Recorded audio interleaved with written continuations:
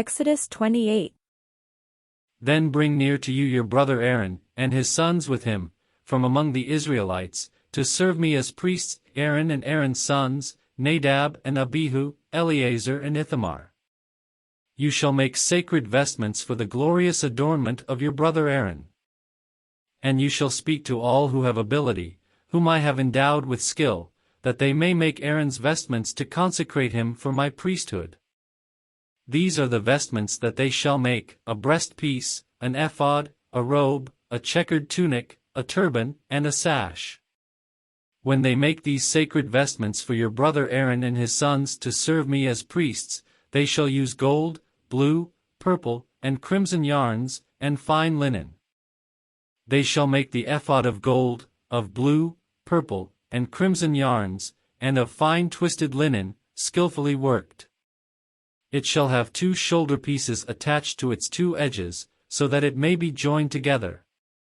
The decorated band on it shall be of the same workmanship and materials, of gold, of blue, purple, and crimson yarns, and of fine twisted linen. You shall take 2 onyx stones, and engrave on them the names of the sons of Israel, 6 of their names on the one stone, and the names of the remaining 6 on the other stone, in the order of their birth. As a gem-cutter engraves signets, so you shall engrave the 2 stones with the names of the sons of Israel. You shall mount them in settings of gold filigree. You shall set the 2 stones on the shoulder pieces of the ephod, as stones of remembrance for the sons of Israel, and Aaron shall bear their names before the Lord on his 2 shoulders for remembrance. You shall make settings of gold filigree, and 2 chains of pure gold, twisted like cords, and you shall attach the corded chains to the settings. You shall make a breastpiece of judgment, in skilled work. You shall make it in the style of the ephod, of gold, of blue and purple and crimson yarns, and of fine twisted linen you shall make it. It shall be square and doubled a span in length and a span in width. You shall set it in 4 rows of stones. A row of carnelian, chrysolite, and emerald shall be the first row, and the second row a turquoise, a sapphire, and a moonstone, and the third row a jacinth, an agate, and an amethyst, and the 4th row a beryl, an onyx, and a jasper. They shall be set in gold filigree.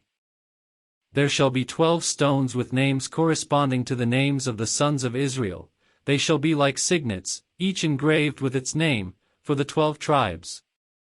You shall make for the breastpiece chains of pure gold, twisted with cords, and you shall make for the breastpiece 2 rings of gold, and put the 2 rings on the 2 edges of the breastpiece. You shall put the 2 cords of gold in the 2 rings at the edges of the breastpiece. The 2 ends of the 2 cords you shall attach to the 2 settings, and so attach it in front to the shoulder pieces of the ephod. You shall make 2 rings of gold, and put them at the 2 ends of the breastpiece, on its inside edge next to the ephod. You shall make 2 rings of gold, and attach them in front to the lower part of the 2 shoulder pieces of the ephod, and its joining above the decorated band of the ephod. The breastpiece shall be bound by its rings to the rings of the ephod with a blue cord, so that it may lie on the decorated band of the ephod, and so that the breastpiece shall not come loose from the ephod. So Aaron shall bear the names of the sons of Israel in the breastpiece of judgment on his heart when he goes into the holy place, for a continual remembrance before the Lord. In the breastpiece of judgment you shall put the Urim and the Thummim, and they shall be on Aaron's heart when he goes in before the Lord. Thus Aaron shall bear the judgment of the Israelites on his heart before the Lord continually. You shall make the robe of the ephod all of blue. It shall have an opening for the head in the middle of it, with a woven binding around the opening, like the opening in a coat of mail, so that it may not be torn.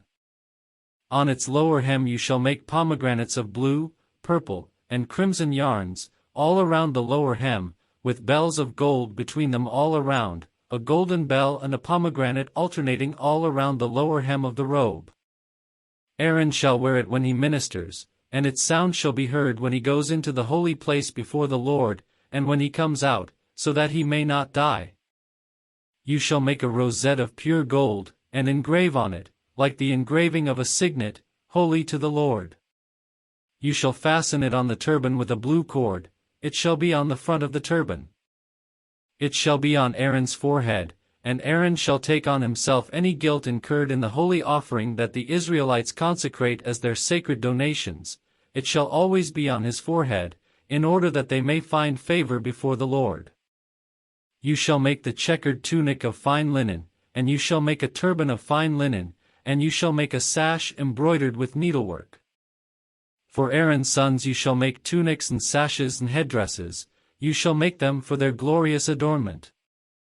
You shall put them on your brother Aaron, and on his sons with him, and shall anoint them and ordain them and consecrate them, so that they may serve me as priests. You shall make for them linen undergarments to cover their naked flesh, they shall reach from the hips to the thighs.